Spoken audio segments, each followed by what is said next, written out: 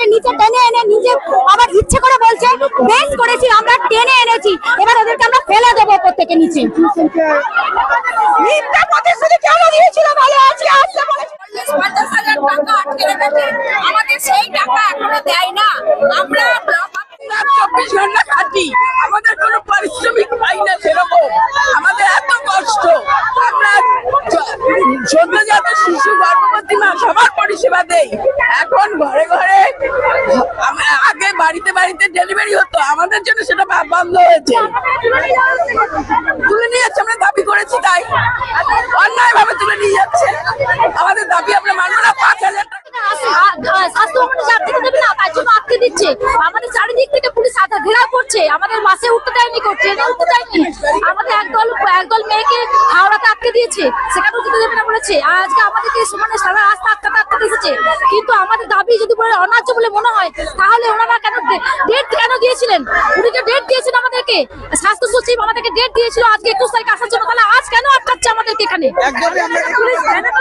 ভ্যানে একজনকে আটকে তুলে নিয়ে গেছে, এটা অন্যায়, এটা বড় অন্যায় করেছে। কেন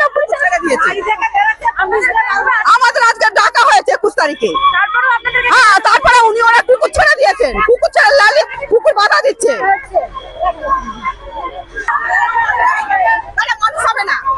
আমাদের 5,000 টাকা মাইনে পাই, আমরা না খেয়ে কাজ করবো, আমাদের স্বামী সন্তান কেউ নেই। আর যারা পুলিশে বাধা দিচ্ছে ওনারা কটি করে ওদের ছেলে মেয়েরা প্রাইভেট স্কুলে পড়তে পারে, মানুষ হতে পারে, আমাদের গুলো কি করে মানুষ হবে? সেটা তো দায়িত্ব। আর আমরা মা বাচ্চার পরিষেবা দিতে, আমরা পরে শিশুকে বাঁচাচ্ছি, আর আমার শিশু রাস্তায় গড়াগড়ি যাচ্ছে, তার না আছে শিক্ষা, না আছে দীক্ষা, না আছে পেটে ভাত। কেমন বারবার আটক করা হচ্ছে, কি কারণে আমাদের আন্দোলনে সামিল হতে দিবে না, ওই জন্যই মনে হয় আটক করছে পুলিশেরা।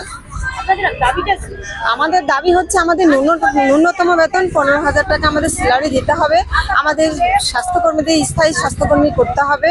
আর আমরা আশাকর্মীরা যাতে কর্মরত অবস্থায় মারা যাচ্ছি, তাদের 5 লক্ষ টাকা পরিবারকে দিতে হবে। এবং কি আমাদের ইনসেন্টিভ যেটা আমাদের ঢুকে, সেটা কখন কত টাকা ঢুকে আমরা বুঝতে পারি না। আমাদের একসঙ্গে যাদের ইনসেন্টিভটা ঢুকে, সেটার জন্য আমরা দাবি করছি। আপনাদের তো স্বাস্থ্য ভবনে আসতে বলা হয়েছিল। হ্যাঁ, আজকে আসতে বলা হয়েছিল স্বাস্থ্য ভবনে, তারপরে কেন বাধা দেওয়া হচ্ছে? ওই তো আন্দোলনে সামিল হতে দিবে না, এই জন্য মনে বাধা দেওয়া আছে। গাড়ি করে পুলিশেরা তুলে নিয়ে যাচ্ছে, দু গাড়ি তুলে নিয়ে গেলো, হয়তো এরপরে আর গাড়ি ঢুকবে, হয়তো আমাদেরকেও তুলে নিয়ে যাবে। বিভিন্ন জায়গায় আমরা যখন দক্ষিণ দিনাজপুর থেকে আসছি, আমরা যখন বংশিয়ারি, আমরা যখন বুনিয়াদপুর রেল স্কুল ছিলাম, তখন বংশিয়ারি থেকে থানার পুলিশ এসে আমাদের বলছে তোমরা যেও না, মালদায় গেলে কিন্তু তোমাদের বিপদ আসতে পারে।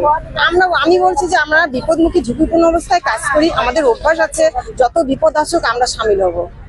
আমরা উঠে পড়লাম ট্রেনেও থানার পুলিশ কিন্তু ওখানে যে আমাদের ধমক দিচ্ছে, বলছে এত করে তোমাদের অনুরোধ করলাম, তোমরা আমার অনুরোধ কথাগুলো শুনলে না।